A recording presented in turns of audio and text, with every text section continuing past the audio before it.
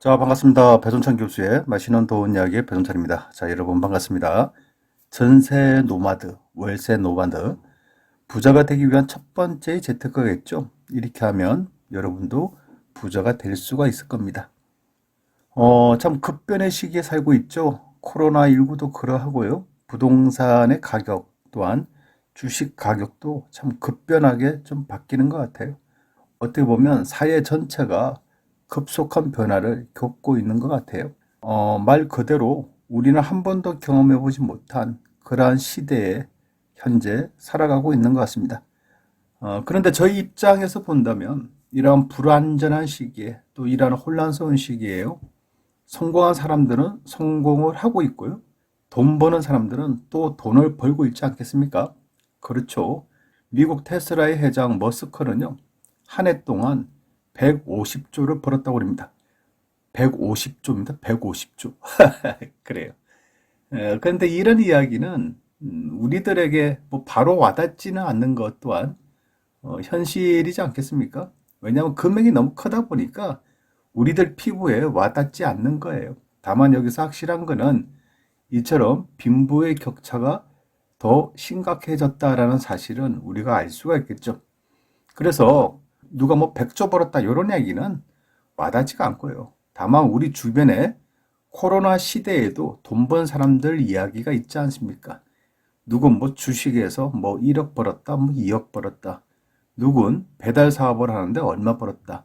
이런 이야기들은 이런 와중에서도 들려온다는 겁니다. 부동산 또한 마찬가지죠. 부동산으로 돈 번 사람들은 돈을 벌었다는 이야기를 하고요. 또한 돈을 벌지 못한 사람들은 부동산으로 돈을 벌지 못했다라고 이렇게 이야기들을 하고 있죠. 그런데 말입니다. 만약 여러분께서 부동산으로 돈을 벌지 못하였다면, 만약 여러분께서 아직도 남의 집에서 전세나 월세로 살고 계시다면, 언제까지 전세나 월세로 살아가실 건가요? 이제는 한 번쯤, 정말 한 번쯤은 생각해 보셔야 되지 않을까요? 전세나 월세에서 나올 시기도 한 번쯤은 되지 않았을까요? 물론 또 그래요. 돈이 하나도 없습니다. 돈이 없어서 뭐 남의 집에 사는 건데, 이렇게 말씀하시면 할 이야기는 없죠. 하지만 남의 집에서 전세를 사신다 하더라도, 남의 집에서 월세를 주고 사신다 하더라도 한 번쯤은 생각을 하셔야 된다는 얘기죠. 전세로는요, 이 험한 세상을 살아가기가 힘들다는 거예요. 매년 전세금은 오르고요. 매매 금액도 또한 올라가고 있지 않습니까?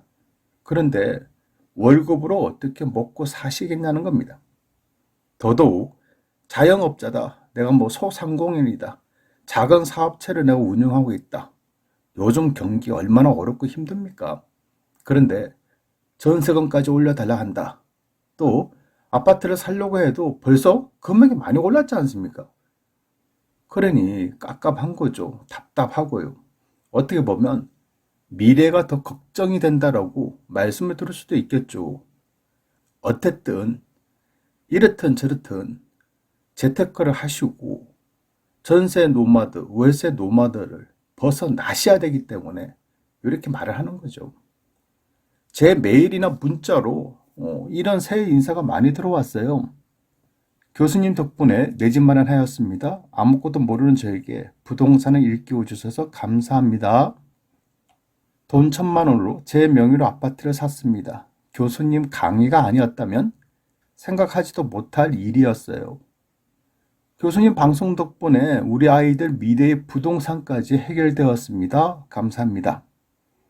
이런 감사의 메일이나 문자들이 들어오고 있다는 겁니다. 어때요, 여러분? 좀 무엇인가 느껴지는 게 없나요? 아파트 사서 돈 벌어라. 이런 말은 아니고요. 최소한 우리가 사람으로서 살아가기 위해서 최소한 자본주의라는 사회에서 우리가 살아가기 위해서는 기본적으로 내 집 마련이 되어 있어야 된다는 얘기겠죠. 따라서 전세 사시기나 월세 사시는 여러분에게 한 가지 당부하고 싶어요. 첫 번째는요, 월세 사시는 분들께 드리고 싶은 얘기는 청약 통장 만드시고요. 전월세 지원 정부 자금 최대한 받으세요. 그리고 집 밥을 드시고요. 돈을 아껴 쓰시고 돈이 좀 모아지면요.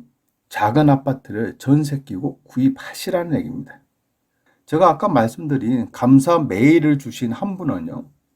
월급이 채 100만 원도 안 되시는 분이었어요. 그런 분이요. 1000만 원을 모아서 전세 끼고 내 집 마련했다는 겁니다, 여러분. 그러니까요. 내가 월세 사는데 돈이 없어서 월세 산다. 충분히 이해가 되죠. 그 마음 이해가 되고 그러한 현실도 이해가 됩니다. 하지만요. 월급 100만 원도 채 안 되시는 분도 돈을 모으고 모아서 1000만 원을 마련해서 전세 끼고 내 집 마련을 하셨다는 거예요. 그러니까 이러쿵저러쿵 이야기할 필요도 없지 않겠습니까? 그냥요. 돈 모으시고 소형 아파트 장만하시라는 얘기죠. 두 번째는 전세 사시는 분들께 드리는 말씀인데요. 청약통장 만드시고요. 전세 지원 정부 자금 최대한 받으시고요. 집밥 드시고 돈 아껴 쓰시고 아파트 청약 받으시고요. 가능하다면 넣으시라는 얘기입니다. 그리고 설령 그 청약이 떨어졌다면 기존 아파트라도 관심을 가지라는 얘기예요. 무엇보다도 현재 전세금으로 내가 아파트 사기에는 돈이 약간 부족해.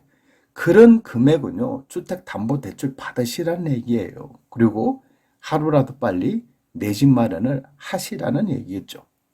괜히 뭐 부동산 폭락을 기대하시는 것보다는 내 집 마련을 좀 더 빨리 하시는 게 더 이득이지 않을까요?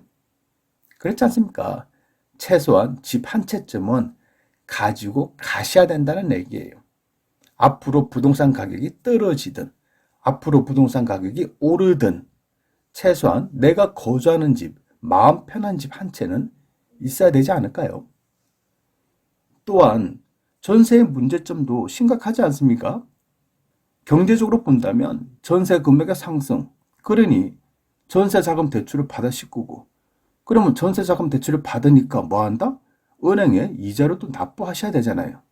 그런 와중에 매매 금액까지 상승을 하니 상대적으로 자산 감소가 이루어지는 거예요. 그래서 하루아침에 벼락거지가 되는 듯한 그런 충격을 받으신다는 얘기겠죠.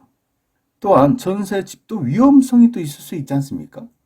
만약에 이 집이 경매를 당했다. 따라서 전세금을 돌려받지 못하고 있다. 최종적으로 내 전세금 중 일부를 떼었다. 어때요, 여러분? 이것 또한 충격이지 않습니까? 부동산 가격이 하락할까봐 집을 안 샀는데 오히려 부동산 가격은 올라갔고 내 전세금마저 일부를 떼인다면 이것처럼 큰 문제가 없다는 얘기겠죠. 그리고 저희 경험으로 본다면 집값 하락의 확률 이런 부분도 있죠. 또한 집값 상승의 부분 이런 부분도 분명히 존재한다는 얘기예요. 그런데 현재로서 놓고 본다면 집값 하락의 걱정보다는 집값 상승의 걱정이 더 많다라는 거죠. 그러면 어느 쪽에다가 우리가 선택을 해야 될까요? 당연히 후자 쪽으로 선택을 하셔야 되지 않을까요? 또한 전세로 살고 있는 문제점 중에서 이제 정신적인 문제도 있다는 거죠. 바로 이사 가야 된다는 스트레스, 그리고 애들의 학교 문제, 얼마나 또 스트레스예요. 뭐 임대차 3법으로 인해서 이제는 4년 동안 전세를 살 수 있다. 요것 때문에 또 좋아하시나요? 그런데 여러분 아시다시피 이 전세 기간 4년이라 하더라도 굉장히 길어 보이지만 실제적으로 살다 보면 금방금방 지나가지 않습니까? 그리고 그동안 안 오른 전세금을 4년 뒤에는 왕창 또 달라고 하지 않습니까? 그렇지 않습니까? 그러면 오른 전세금을 감당하지 못해. 그러면 또 다른 곳으로 이사 갈 수밖에 없지 않습니까? 따라서 전세 2년 노마드가요? 전세 4년 노마드일 뿐이라는 얘기예요. 그러하니 가능하시다면 전세 노마드에서 하루빨리 탈출하시는 게 바로 부자로 가는 첫걸음이라는 거예요. 전세 노마드 탈출해야 내 집 마련하는 거, 이게 첫 번째 재테크의 시작이어야 되지 않을까요?